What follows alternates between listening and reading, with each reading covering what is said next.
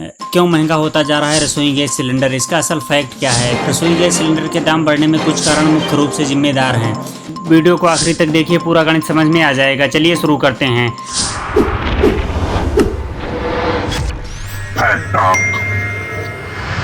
सबसे पहले हम ये जान लेते हैं कि रसोई गैस आखिर आती कहाँ से है। भारत में गैस का आयात खासकर कतर, रूस, ऑस्ट्रेलिया, नॉर्वे जैसे देशों से होता है। कुएं से सबसे पहले गैस निकाली जाती है, फिर उसे तरल किया जाता है और फिर समुद्र के रास्ते यह भारत पहुंचती है। भारत में गैस की डिमांड लगातार बढ़ती जा रही है। भारत में कतर से गैस आए या फिर रूस से, असली बात खरीद मूल्य की है, इस पर घरेलू दाम निर्भर करेंगे। अगर सप्लाई बढ़ती है तो नेचुरल गैस के दाम घटेंगे, सप्लाई कम होती है तो दाम बढ़ेंगे।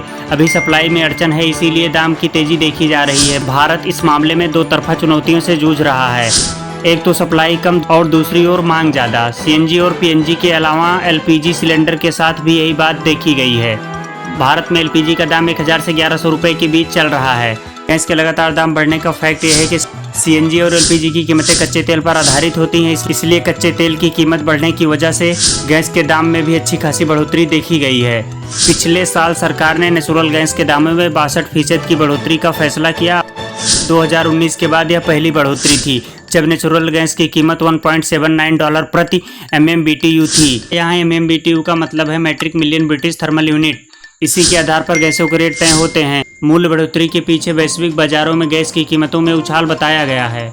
नेचुरल गैस की कीमतें साल में 2 बार 1 अप्रैल और 1 अक्टूबर को निर्धारित की जाती हैं। इस निर्धारण में अमेरिका, कनाडा, रूस जैसे देशों में चल रहे रेटों का पालन किया जाता है। रूस में चूंकि हालात ठीक नहीं है, वहाँ कई तरह की आर्थिक पाबंदियाँ चल रही हैं, इसीलिए गैस सप्लाई पर भारी असर दिखा है। इसी वजह से गैसों के दाम में बड़ी तेजी देखी जा रही है। कारण नंबर 2, भारतीय रुपया इस साल डॉलर के मुकाबले करीब 7% कमज़ोर हुआ है। आखिर क्या वजह है कि दुनिया भर की करेंसी डॉलर के मुकाबले कमज़ोर हो रही है और डॉलर लगातार मजबूत होता जा रहा है। चलिए जानते हैं। दो करेंसी के बीच में कन्वर्जन रेट होता है, उसे एक्सचेंज रेट या विनिमय दर कहते हैं। यानी एक देश की करेंसी की दूसरे देश की करेंसी की तुलना में वैल्यू ही विनिमय दर कहलाती है।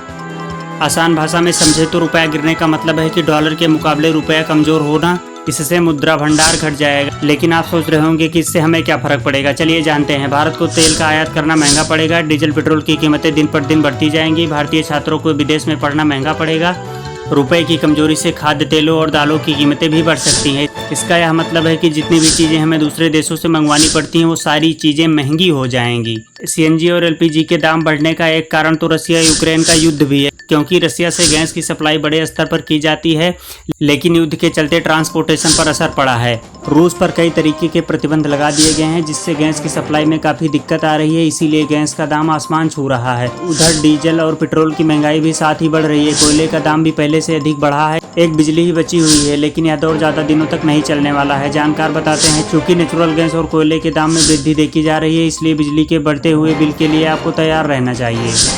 दोस्तों, हमें उम्मीद है कि आपको समझ में आ गया होगा गैस की कीमतें क्यों दिन पर दिन बढ़ती जा रही हैं।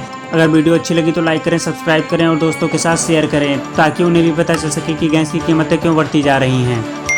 अगर कोई सवाल है तो कमेंट बॉक्स में ज़रूर पूछें। वीडियो को आखिरी तक देखने के लिए धन्यवाद।